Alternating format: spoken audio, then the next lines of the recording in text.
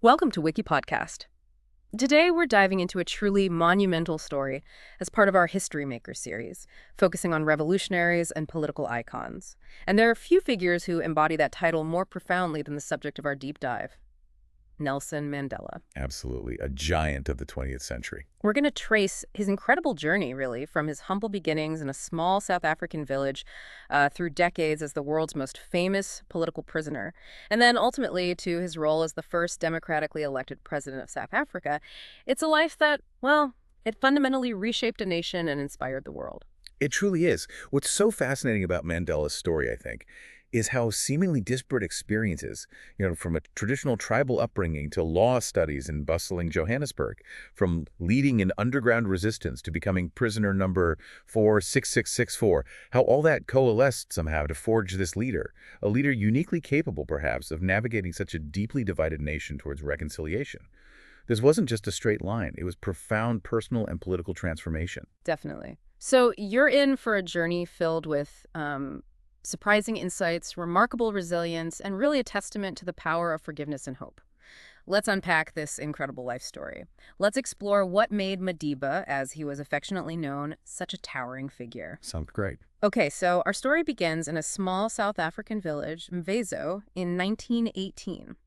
Nelson Rolihlahla Mandela, and that name Rolihlahla, colloquially meaning troublemaker in Xhosa. Yeah, a bit prophetic, maybe. Perhaps a hint of things to come.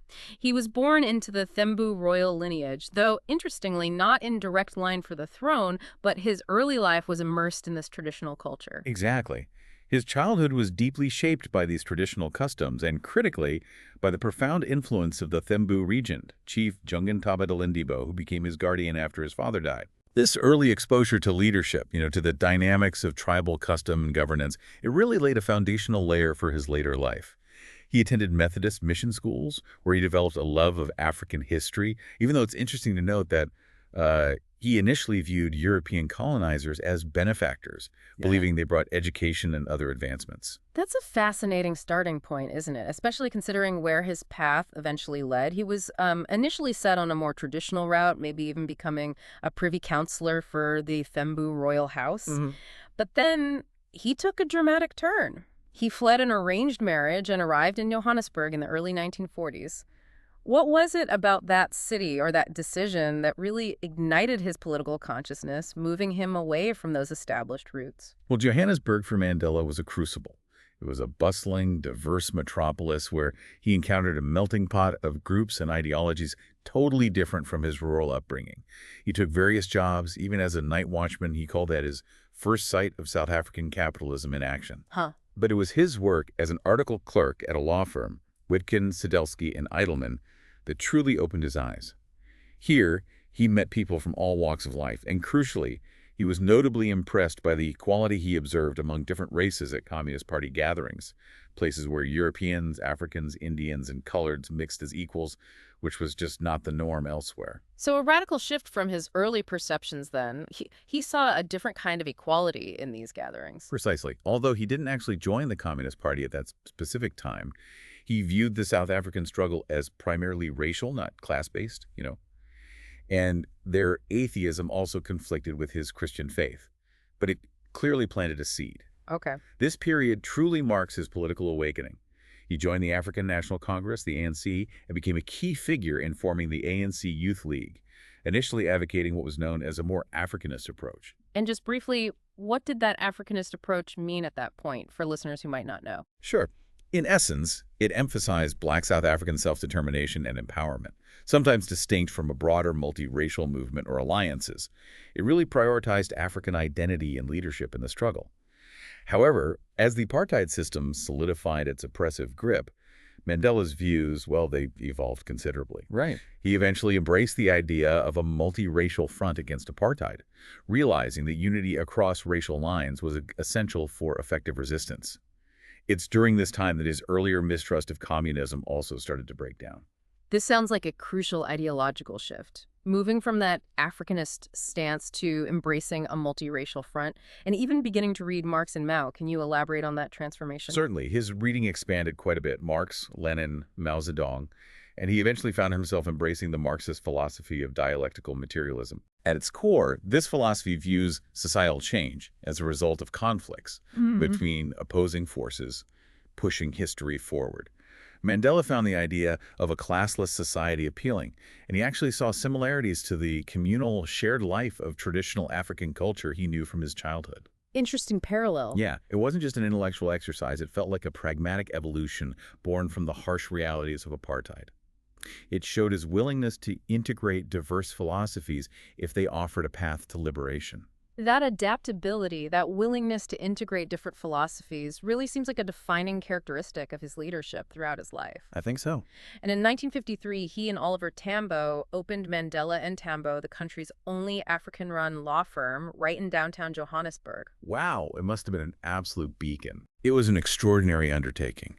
I mean, think about it. This firm became a vital institution for aggrieved black South Africans, offering legal recourse against systemic oppression.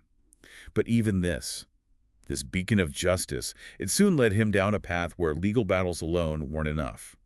Following the forced relocation from Sophiatown in 1955, Mandela concluded that nonviolent action simply wouldn't suffice against the state's escalating violence. The Sophiatown relocation was such a brutal act. What was its significance in pushing Mandela towards a more, well, confrontational approach? Sophiatown was this vibrant, multiracial township, a real cultural hub. The apartheid government forcibly removed everyone and bulldozed it to create a white-only area called Triumph.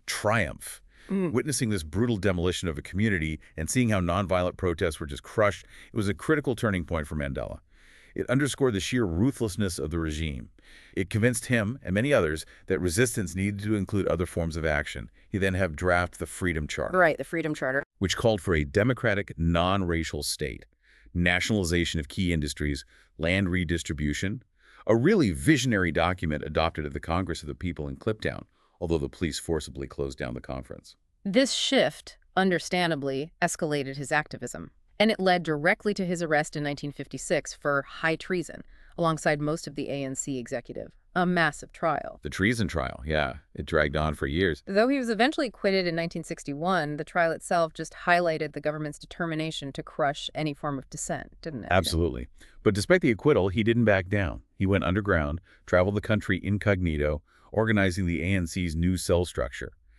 The press dubbed him the Black Pimpernel. The Black Pimpernel, I remember that. And by 1961, convinced that armed struggle was now necessary, he co-founded Umkhonto Sizwe, or Spear of the Nation, MK, which became the ANC's armed wing. He even studied guerrilla warfare tactics, drawing ideas from figures like Mao and Che Guevara. And it was later revealed only after his death, actually, that he had been a member of the South African Communist Party during that time. That's a detail that was kept hidden for a long time. Yes, both the SACP and the ANC confirmed this after he passed. It was a fact intentionally hidden for political reasons, mainly to secure Western support for the anti-apartheid movement. Western governments back then were deeply suspicious of communism. Right, the Cold War context. Exactly. It's important to note, though, that while he was a member, his view of Western governments and his commitment to democratic systems always seemed to differ a bit from rigid Marxist-Leninist orthodoxy. Okay, so his arrest in August 1962, reportedly due to a CIA tip-off, which is another whole story, marked the beginning of his 27 years in prison. Then came the Rivonia trial in 1963, which really solidified his place in history. It was there he delivered that incredibly powerful, "I am prepared to die" speech. That speech from the doc? It was a masterclass in defiance and conviction, just stunning. He famously declared his ideal of a democratic, free society where everyone lives together in harmony with equal opportunities. An ideal, he said, for which he was prepared to die. Chilling words. It was polished, apparently, by the Nobel laureate Nadine Gordimer, and it just resonated globally. Cemented his status as a symbol of resistance. He was sentenced to life imprisonment in June 1964. During his time on Robben Island, he endured hard labor, breaking rocks in a lime quarry. But he also famously continued his studies, didn't he? Even learning Afrikaans. What was the significance of that, learning the language of his jailers? It speaks volumes about his character and his strategic thinking, I think. Learning Afrikaans wasn't just about passing time. It was a pragmatic effort to understand his jailers, to try and bridge divides, and, as he hoped, to build some kind of mutual respect. Even in those conditions. Exactly. It was a small, personal act of defiance, maybe, but also a commitment to communication, even in the harshest conditions. Despite these efforts, though, the personal cost was immense. He was denied permission to attend his mother's funeral, and his firstborn son's funeral, too. It's just, it's hard for us to truly grasp what that must have been like, the profound human cost. Absolutely. By 1975, he became a Class A prisoner, which allowed for more visits and letters, and he corresponded with figures like Desmond Tutu. Then, in 1985, while at Polesmore Prison, he was offered release, but there was a condition. He had to unconditionally reject violence as a political weapon. His response, delivered through his daughter Zinzi at a rally, was iconic. It really was. What freedom am I being offered while the organization of the people remains banned? Only free men can negotiate. A prisoner cannot enter into contracts. Yeah. Just pow. What a statement. Given the mounting international pressure at that point, do you think his refusal to compromise on that specific point was a strategic masterstroke? Or was it just a moment of deep conviction that he simply couldn't ignore? I think it was probably both. It was absolutely a moment of profound conviction. For Mandela, true freedom wasn't just about his personal release. It was about the liberation of his people, the dismantling of apartheid itself. He couldn't separate the two. Right. And strategically, Right. brilliant. It placed the onus squarely back on the apartheid regime, didn't it? It exposed their offer as somewhat hollow, and it further galvanized international pressure. That defiance resonated globally.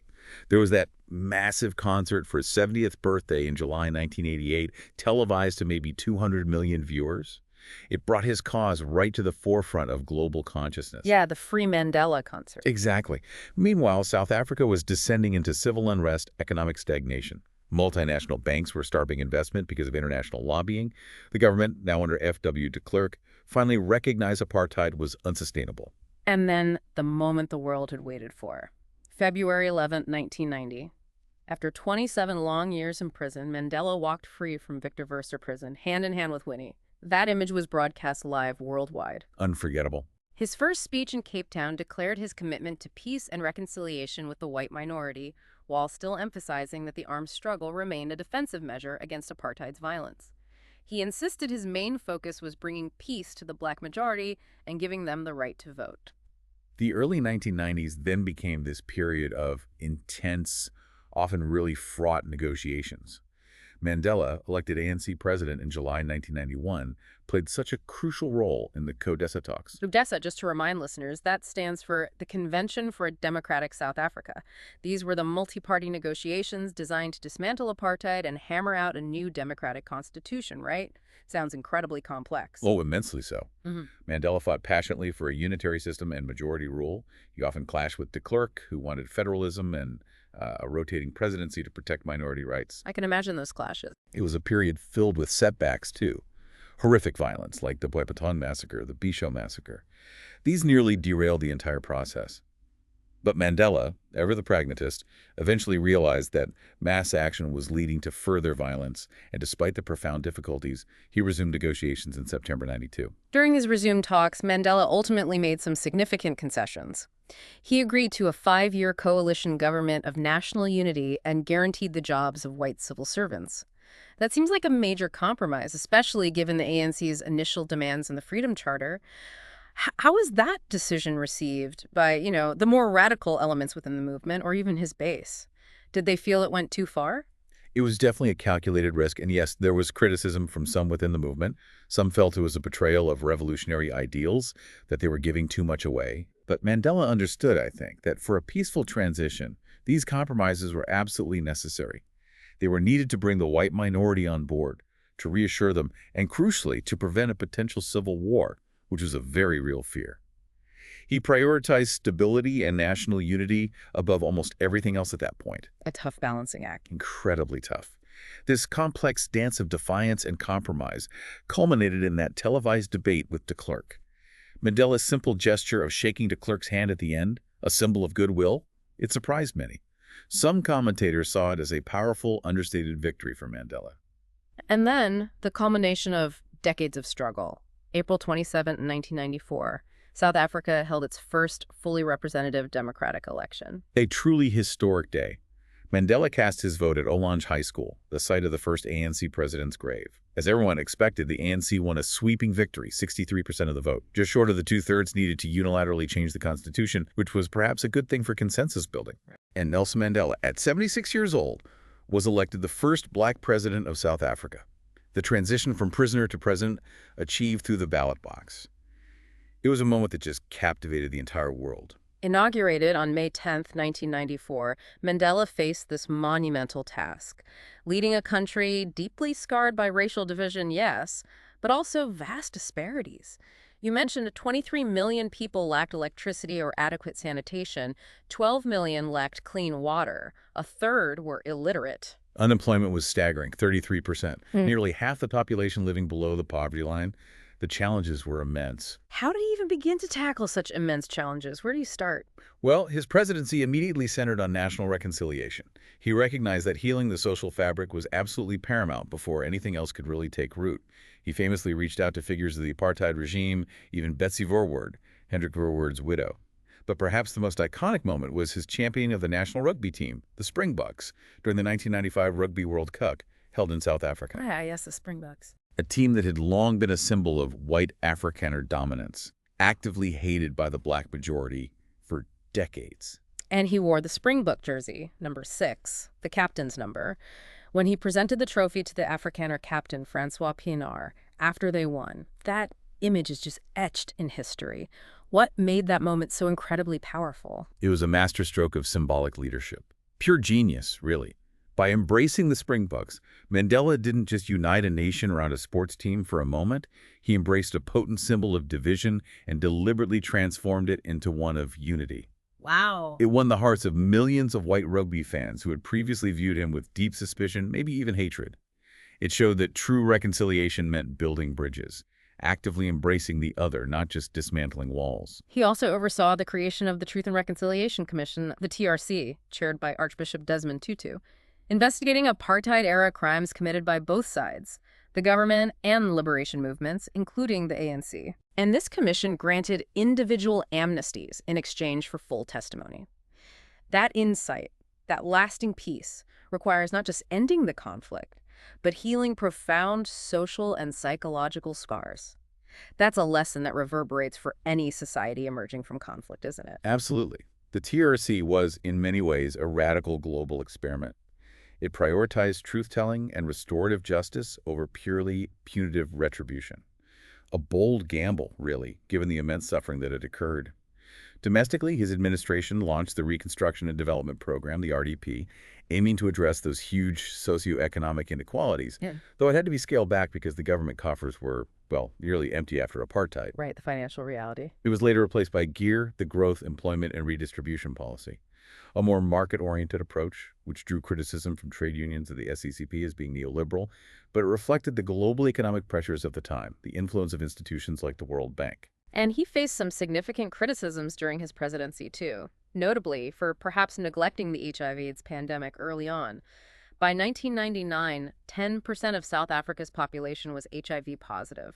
That's a devastating figure. It was. He later admitted this oversight, acknowledging he was influenced by the general public reticence in discussing sex openly in South Africa at the time. It was a tragic blind spot. His foreign policy also drew controversy sometimes. He maintained relationships with leaders like Fidel Castro and Muammar Gaddafi, whom Western governments heavily criticized.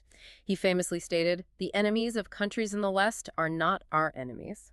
His stance on foreign policy was pretty consistent with his principles of self-determination and loyalty to those who supported the anti-apartheid struggle when the West often didn't. He believed South Africa should chart its own course, not be dictated by Western alliances. Makes sense from that perspective. Especially considering that many Western nations had supported the apartheid regime, or at least turned a blind eye, for decades. By the latter half of his presidency, Mandela increasingly delegated duties to his deputy president, Thabo Mbeki, effectively preparing him for leadership. Despite wavering support for the ANC party by then, Mandela himself remained immensely popular personally. Around 80% of South Africans expressed satisfaction with his performance as president. He retired, as planned, in March 1999, having never intended to seek a second term. Retirement wasn't exactly quiet for Mandela, though, was it? He continued a very busy public life. He focused heavily on combating the HIV/AIDS pandemic, which he then called a war that had killed more people than all previous wars. Yes, he really threw himself into that fight post-presidency. And he bravely publicized his own son, Magato's death from AIDS in 2005, specifically to challenge the stigma surrounding the disease. That public act was incredibly powerful. He also became a very vocal critic of Western powers on the global stage. Yeah. He strongly opposed the 1999 NATO intervention in Kosovo, and particularly the 2003 Iraq War. Right, I remember that. He lambasted leaders like George W. Bush and Tony Blair for undermining the UN. He even asserted, quite controversially, that if there is a country that has committed unspeakable atrocities in the world, it is the United States of America, citing the atomic bombings of Japan. Strong words. Very strong words. In 2007, he formed the Elders, right? A group of independent global leaders working together for peace and human rights. Yes, with people like Desmond Tutu, Kofi Annan, Jimmy Carter, a sort of global council of wise figures. His 90th birthday in 2008 was celebrated globally, a huge tribute concert in London's Hyde Park, and he successfully campaigned for South Africa to host the 2010 FIFA World Cup, making his final public appearance at its closing ceremony, frail but there, receiving just enormous applause. A fitting final bow on the world stage, in many ways. Nelson Mandela passed away on December 5, 2013, at the age of 95, after a prolonged respiratory infection. His death sparked 10 days of national mourning in South Africa and just a massive global outpouring of tributes, cementing his status as a global icon, the father of the nation, the founding father of democracy. He's often cited alongside figures like Muhammad Gandhi and Martin Luther King Jr., isn't he? As an exemplary leader, a modern democratic hero. Definitely. Yet his legacy, like any major historical figures, comes with complexities. He was, for quite some time, labeled a terrorist by governments like the UK and US, and remained on the US terrorism watch list until, incredibly, 2008. Yeah, that's quite something. And on the other hand, he faced criticisms from the far left for, the compromises he made with the apartheid regime, for not fully implementing the Freedom Charter during his presidency, for embracing market economics to some extent. These different perspectives really highlight the dynamic and often uncomfortable reality of historical figures, especially those involved in revolutionary change and then governing.